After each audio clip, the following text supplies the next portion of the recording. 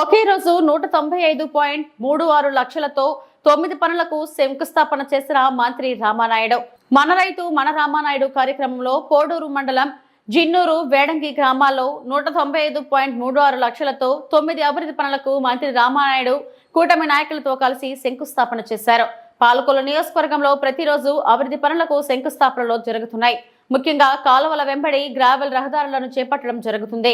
రైతులకు అవసరమైన పనులు చేపట్టడంతో రైతులంతా సంతృప్తి వ్యక్తం చేశారు. గ్రామస్తులు పెద్ద సంఖ్యలో పాల్గొన్నారు.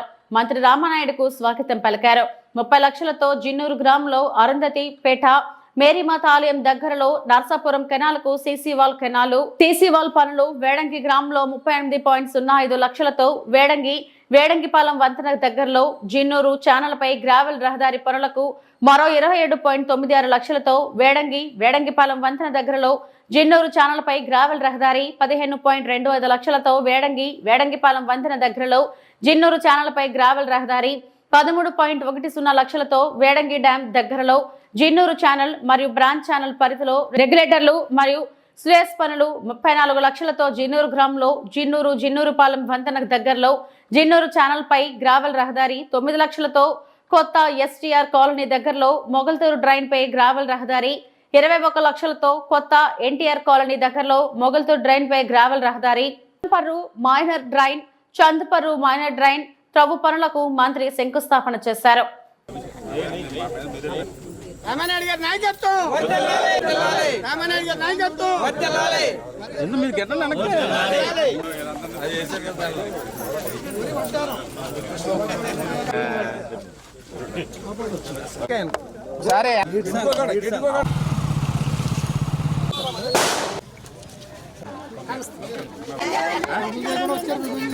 ఉండిపోయారు కదా మరి. నమస్తే, మా అందరూ లేట్ అయిపోయింది.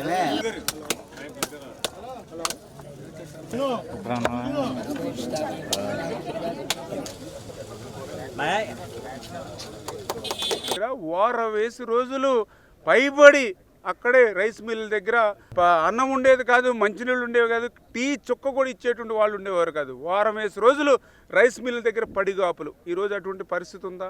ఈవేళ రైతు తనకు కావాల్సిన మిల్లుకి ఈవేళ ధాన్యం తోలుకుంటూ ఉన్నాడు. ఈవేళ ఏదైతే వర్షాలు పడ్డాయి, ఈదురుగాలులు వచ్చాయి, కానీ ఎక్కడ కూడా రైతు ఇబ్బంది పడకుండా ప్రతి ధాన్యం గింజ కూడా ఈవేళ కొనమంటూ ఉన్నాం. ఇప్పటికే మన పశ్చిమ గోదావరి జిల్లాలో చూస్తే ఇప్పటికే 1,45,00,000 గోనె సంచులు ఇచ్చాము ఈవేళ రైతాంగానికి.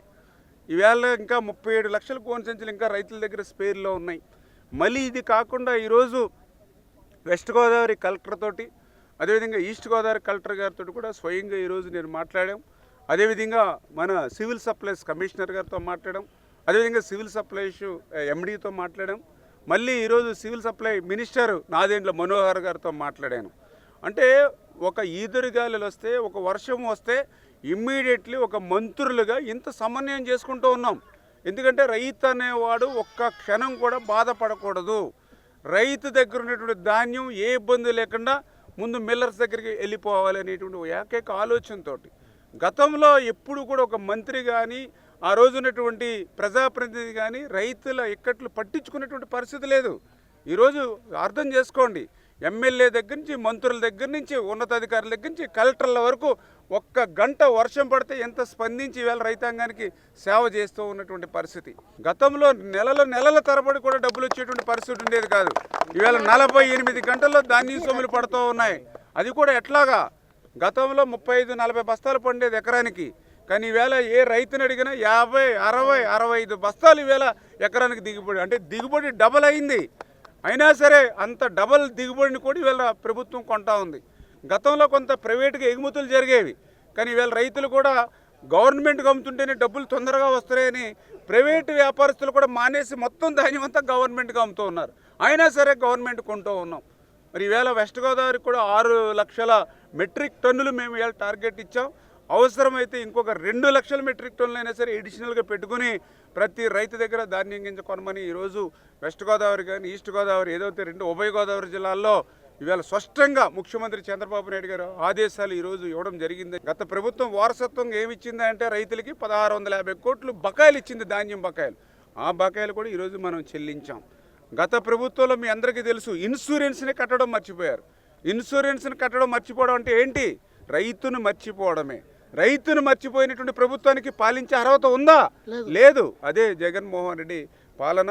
మరి ఆ రోజు కూడా మీరు చూశారు, ఎక్కడ కూడా ఇన్పుట్ సబ్సిడీ ఆ రోజు హెక్టార్కి 20,000 ఉంటే ఎవరైనా 25,000 30,000 పెంచుతారు. మహానుభావుడు తిరోగమనం రివర్సు 20,000 హెక్టారు ఇన్పుట్ సబ్సిడీని 16,000కి తగ్గించాడు ఆయన ప్రభుత్వంలోకి వచ్చాక. మళ్ళీ మొన్న మేము 25,000కి పెంచాం మళ్ళీ ఇన్పుట్ సబ్సిడీని. అది తెలుగుదేశం, జనసేన, బీజేపీ, ఎన్డీఏ ప్రభుత్వం లక్ష్యం.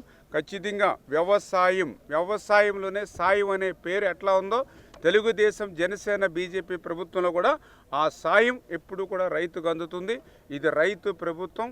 ఖచ్చితంగా రైతుల క్షేమానికి, రైతుల సంక్షేమానికి కట్టుబడి ఈవేళ ఈ ప్రభుత్వం పనిచేస్తుందని చెప్పి మరొక్కసారి మీ ద్వారా తెలియజేస్తాను.